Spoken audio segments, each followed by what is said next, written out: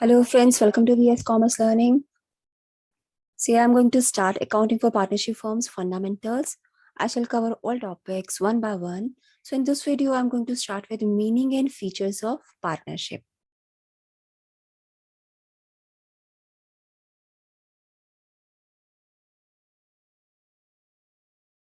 See, meaning and definition of partnership. See, partnership is defined in Section 4 of Indian Partnership Act 1932. Okay. See, how is it defined? Partnership is the relation between persons who have agreed to share the profits of a business carried on by all or any one of them acting for all. यानी कि एक संबंध है उन लोगों के बीच में जो प्रॉफिट्स को शेयर करेंगे बिजनेस के, और उस बिजनेस को या तो सभी मिलकर चला रहे हैं या फिर उनमें से कोई एक चला रहा है सबके बिहाफ पर. तो ये इसकी डेफिनेशन है, इसी को हम एलैबोरेट करते हैं. A partnership is a business relationship among two or more persons. Agreement है दो या दो से ज्यादा लोगों के बीच में. ठीक है, मिनिमम दो लोग पार्टनरशिप में चाहिए, क्योंकि अगर एक अकेला व्यक्ति होगा तो वो तो सोल प्रोप्राइटर कहलाएगा.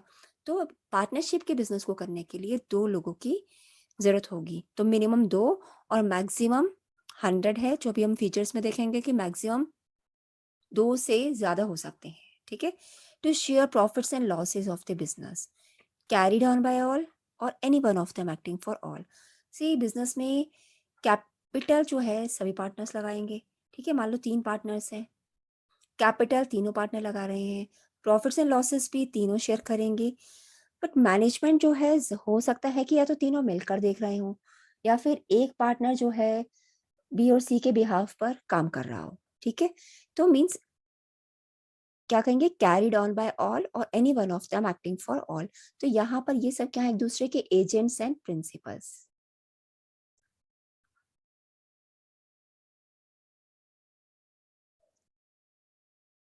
जब ए जो है सारा बिजनेस खुद देख रहा है, सारे डिसीजन खुद ले रहा है, तो उस समय वो एजेंट का काम कर रहा है, और जो भी डिसीजन बोलेगा बी और सी को उसे फॉलो करना पड़ेगा. एंड एज अ प्रिंसिपल, अगर बी और सी कोई डिसीजन लेंगे तो ए को भी उसको फॉलो करना पड़ेगा. ठीक है, तो he is also bound to act on that decision. So यहाँ पर सब एक दूसरे के एजेंट्स एंड प्रिंसिपल्स हैं. So partnership is a business relationship among two or more persons to share profits and losses of the business carried on by all or any one of them acting for all. The persons who enters into partnership with one another individually are called partners. तो यहाँ पर A B C अलग अलग क्या है, partners हो गए, और कलेक्टिवली हम इनको देखेंगे तो ये तीनों क्या है, इनकी एक फर्म होगी, फर्म का एक नेम होगा, तो collectively they are called a firm. So this is a definition of partnership as per section 4 Indian Partnership Act 1932.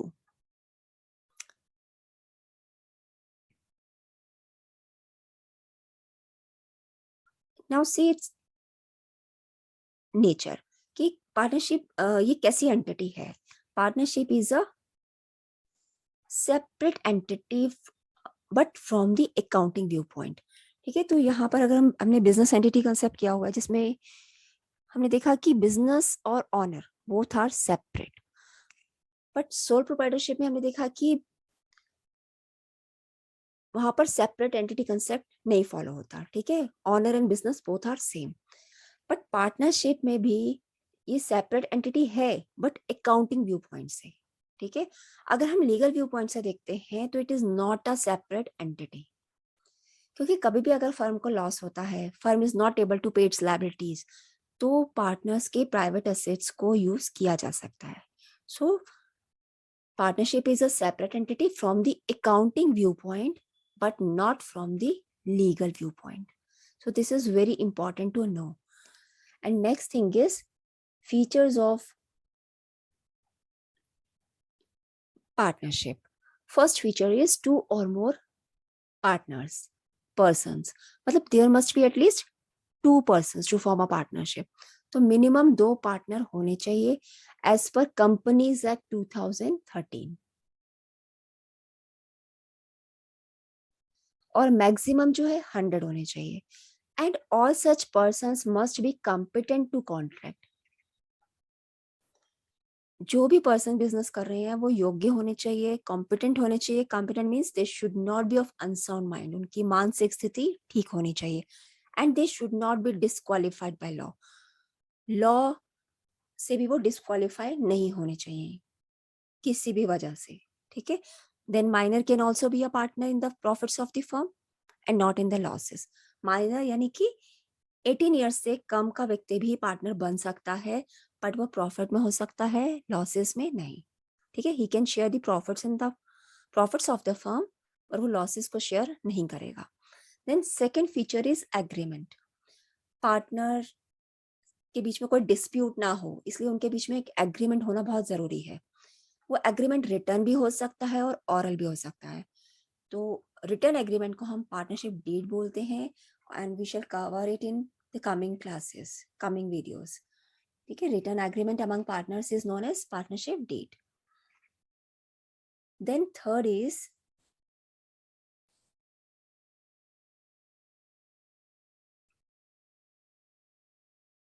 Business.